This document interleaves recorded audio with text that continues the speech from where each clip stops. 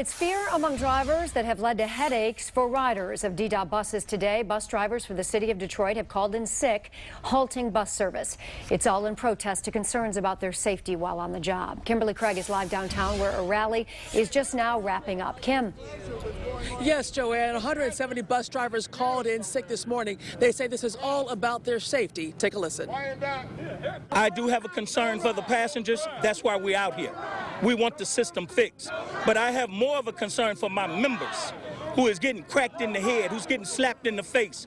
We had women getting their jaws broke, getting teeth knocked out, throwing urine on us, stabbing us. I have more concern for the people who have to take you where you have to go.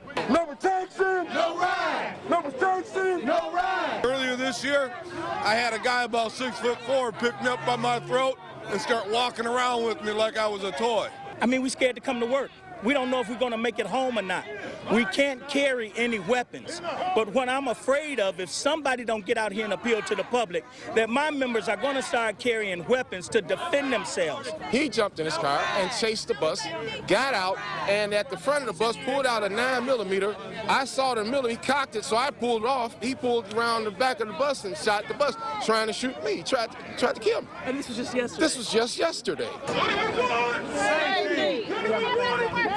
We understand that the transit system is, excuse my expression, jacked up. But we didn't jack it up.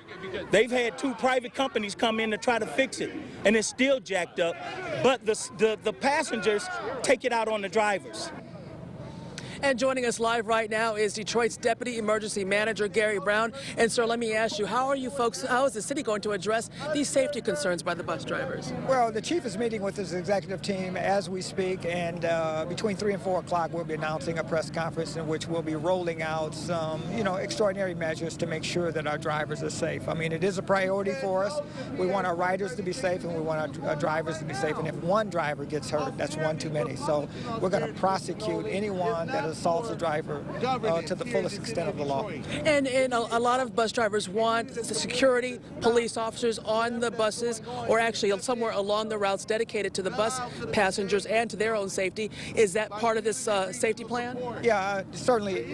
That's the major part of the plan. I'm going to let the chief roll out the details of it, but we will be spending overtime to make sure that there are officers that are dedicated only to work on the bus issues until we can get them resolved. And then we also have, as you know, Kim, cameras that will be installed on the buses in the very near future. We have $3 million, and we're planning, as I speak, to get those cameras on the buses. And last quick question, union officials have told us that they don't know how long this sick-out is going to last. Do you have any indication when bus service will be back operational? Well, I'm hoping that it's going to be operational tomorrow. It won't be up this afternoon. We've already had 156 bus drivers calling sick for the afternoon shift. I need 227 of them in order to service the routes. I'm sure additional calls will be made, but we do expect that all the bus drivers will be back to work tomorrow. All right, sir, thank you so much. Hang on one second. That's the very latest from downtown. We'll bring you more later today on Action News. Back to you. All right, thank you, Kim. And the Rosa Parks Transit Center in downtown Detroit, one of the places DDOT buses frequent. That is with the exception of today. 7 Action News reporter Nima Shafee was there all morning long. He caught up with riders who say the sick-out is hurting their way of life. Yeah, for hours this morning, we did not see one bus with the exception of the Smart Bus and the Tunnel Bus. But today, we're hearing from the very people this sick-out affects. I'm peed off. My feet is killing me. I work 10 hours, 4 days a week. And you telling me that the buses, there's no buses because they're on strike? Seneca Arnold is a father and a man who stands on his feet all 10 hours of his shift and has trouble walking long distances. This sick-out by DDOT bus drivers isn't sitting too well with him. You say on strike because they getting assaulted? Well, they on their phone. They up here missing stop. People stop.